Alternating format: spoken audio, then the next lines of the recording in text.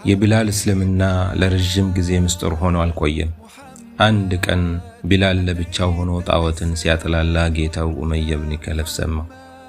ኡመያ በድንጋጤና በንዴት ደረቀ። የኔ ባሪያ እኔን ይክዳል በማለት ጮኸ። ኡመያ ቢላልን ወደ ድሮ እምነት እንዲመለስ አስገደደው። ነገር ግን ቢላል እንዲህ ሲል መለሰለት፣ ኢኒ አመንቱ ቢረቢ ሙሐመድ፣ እኔ በሙሐመድ ጌታ አምኛለሁ። ኡመያ ቢላልን ለማስፈራራትና ሌሎችን ለማስጠንቀቅ እጅግ አሰቃቂ መንገድ መረጠ። ፀሐይ በምትቀልጥበት እኩለ ቀን ቢላልን እርቃኑን አውጥቶ እንደ እሳት በሚያቃጥለው አሸዋ ላይ በጀርባ አስተኙት። ከዚያም አንድ ትልቅ ከባድ ድንጋይ ደረቱ ላይ ጫኑበት።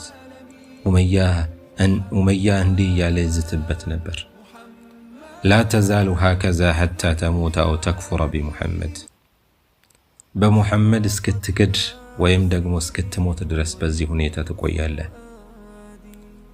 በዚያ ሁሉ ስቃይ ውስጥ ትንፋሹ ሲቆራረጥና ደረቱ በድንጋይ ሲደቅ፣ ቢላል ግን አንድ ቃል ብቻ ይደጋገም ነበር። በታሪክ ውስጥ የማይረሳው ያ ታላቁ ቃል አሐዱን አሐድ፣ አንድ ነው፣ አምላክ አንድ ነው። ይህ ቃል ኡመያን ይበልጥ አበሳጨው። ለምን ሌላ ቃል አትናገርም ሲለው ቢላል እንዲህ አለው፣ ልቤ ሌላ ቃል አያውቅም። ቢላል በግርፍትና በውሃ ጥም እየተሰቃየ ለ7 ቀን በዛው ጽናቱ ቀጠለ። የቢላል ስቃይ መካም በሙሉ አናወጣት። ቢላል በበረሃው ቃጠሎ ውስጥ ሆኖ አሐዱን አሐድ ማለቱን አላቆመም። በዚህ መሃል የታላቁ አቡበከር ሲዲቅ ረዲየላሁ ዐንሁ ጆሮ ላይ የቢላል ስቃይ ደረሰ። አቡበከር ቢላል ወዳለበት ቦታ ፈጥኖ መጣ። ኡመያ ብን ከለፍ በቢላል ጽናት ተበሳጭቶ ሲገርፈው አገኘው። አቡበከር ኡመያን እንዲህ አለው፣ አላ ተተቂላህ ፊ ሃዘል ምስኪን፣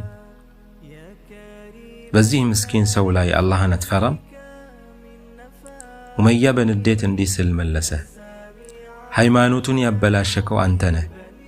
ነፃ ማውጣት ከፈለክ ግዛው። አቡበከር ለአፍታም አላመነታም። ኡመያ ቢላልን እንዲለቀው ከፍተኛ የገንዘብ ዋጋ ከፈለ። ኡመያ ቢላልን እያነሳ እንዲህ አለ፣ በአንድ ዲናር እንኳን ብትጠይቀኝ ይሸጥልህ ነበረ። አቡበከር ግን እንዲህ ሲል መለሰለት፣ ወላሂ ለው አበይተ ኢላ 100 ኡቅየትን ለአዕጠይቱከሃ፣ በአላህ እምላለሁ በ100